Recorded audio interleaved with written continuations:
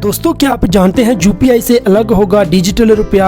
आप किस तरह से लेन देन कर सकते हैं? तो चलिए आज इस वीडियो में आपको पूरी जानकारी बताएंगे। वीडियो शुरू करने से पहले आपका बहुत बहुत स्वागत मेरे यूट्यूब चैनल अलग जानकारी पर। दोस्तों, चैनल पर नए हैं तो चैनल को सब्सक्राइब कीजिए, वीडियो को लाइक एंड शेयर करना ना भूलिएगा और बेल आइकन को जरूर दबा दीजिए ताकि अगली जो हमारी जानकारी होगी वो आप तक आसानी से पहुँच सकेगी। तो चलिए वीडियो शुरू करते हैं।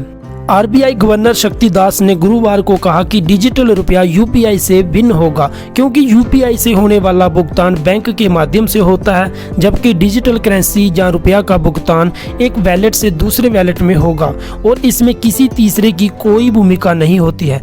गत 1 दिसंबर से आरबीआई की तरफ से डिजिटल रुपये के खुदरा इस्तेमाल के पायलट प्रोजेक्ट शुरू किया गया है।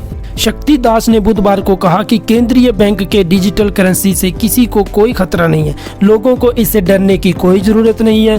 दास ने पोस्ट पॉलिसी प्रेस मीट में संवाददाताओं से कहा कि wholesale central bank digital currency पर पायलट प्रोजेक्ट बहुत संतोषजनक रहा है। उन्होंने कहा कि आरबीआई खुदरा डिजिटल रुपीज़ के लिए चल रहे पायलट से सीख लेने और उन्हें लागू करने का इच्छुक है। डिजिटल करेंसी को लेकर प्रवर्तन निदेशालय जैसे एजेंसियों द्वारा असंभावित सापे पर एक प्रश्न का उत्तर देते हुए शक्तिकांत दास ने कहा कि डिजिटल करेंसी के पास कागजी मुद्रा वाली गुमनामी नहीं है। बैंकों के पास डिजिटल करेंसी खरीदने वाले हर व्यक्ति का रिकॉर्ड रहेगा और किसी को भी गोपनीय की चिंताओं से डरना नहीं चाहिए। डिजिटल से अलग होगा रुपया। आरबीआई की तरफ से ये भी स्पष्ट कर दिया गया है कि पेपर नोट के भुगतान के मामले में जो नियम लागू होते हैं वही नियम डिजिटल रुपये के भुगतान में लागू होंगे, जैसे कि एक निश्चित सीमा के बाद डिजिटल रुपये के भुगतान पर भी पैन कार्ड देना होगा और पेपर नोट की तरह ही एक सीमा तक ही डिजिटल रुपये से भुगतान किया जा सकेगा। दास ने कहा कि डिजिटल रुपये की प्रमुख खासियत यही होगी कि इसकी जानकारी सार्वजनिक नहीं होगी। उन्होंने कहा कि पेपर नोट का जब आपस में लेन देन करते हैं तो तीसरे व्यक्ति को ये पता नहीं चलता है कि किसे रुपए दिए गए हैं, क्योंकि ये सूचना बैंक के पास भी नहीं है। ऐसे ही डिजिटल रुपये में होगा। आखिर किस तरह करेगी डिजिटल करेंसी काम?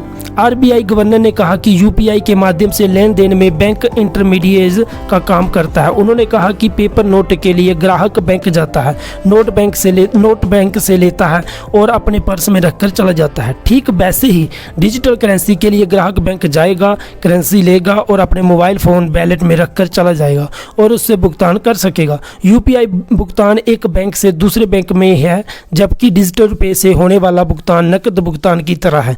डिजिटल रुपये का भुगतान 2 वैलेट के बीच होगा, इसलिए इसका पता तीसरे को नहीं चलेगा। फिलहाल देश के 4 शहरों में खुदरा भुगतान के लिए डिजिटल रुपये का सीमित चलन शुरू किया गया है। 4 बैंकों को डिजिटल रुपया देने के लिए अधिकृत किया गया है। गुमनाम नहीं होगी डिजिटल करेंसी। मीडिया के सवालों का जवाब देते हुए शक्तिकांत दास ने कहा कि जब आप किसी अन्य व्यक्ति को करेंसी नोटों में भुगतान करते हैं तो सोर्स या पेमेंट के मकसद का पता नहीं लग पाता, क्योंकि जानकारी बैंक के पास उपलब्ध नहीं होती। जबकि सीबीडीसी एक मोबाइल से किसी और मोबाइल के पर ट्रांसफ़र होती है, सारी चीज़ें रिकॉर्ड होती हैं, लेकिन सिर्फ इसलिए हमें ये बेना मनोविकार का शिकार नहीं होना चाहिए।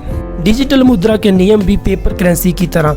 आरबीआई गवर्नर ने कहा कि आयकर विभाग के पास नकद भुगतान के लिए कुछ सीमाएं हैं। एक निश्चित सीमा से अधिक निकासी के लिए आपको अपना पैन कार्ड नंबर देना होता है। सीबीडीसी के मामले में भी यही नियम लागू होंगे, क्योंकि दोनों मुद्राएं हैं।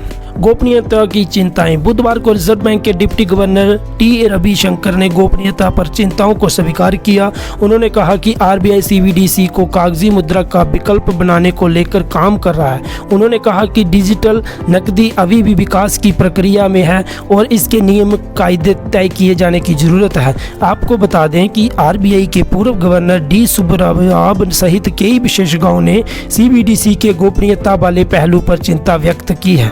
तो दोस्तों, आज आपको हमारी ये जानकारी डिजिटल रुपये के बारे में कैसी लगी हमें कमेंट सेक्शन में ज़रूर बताइएगा। और अभी तक आपने चैनल को सब्सक्राइब नहीं किया तो प्लीज़ चैनल को सब्सक्राइब कीजिए, वीडियो को लाइक एंड शेयर करना ना भूलिएगा और बेल आइकन को जरूर दबा दीजिए ताकि अगली जो हमारी जानकारी होगी वो आप तक आसानी से पहुँच सकेगी।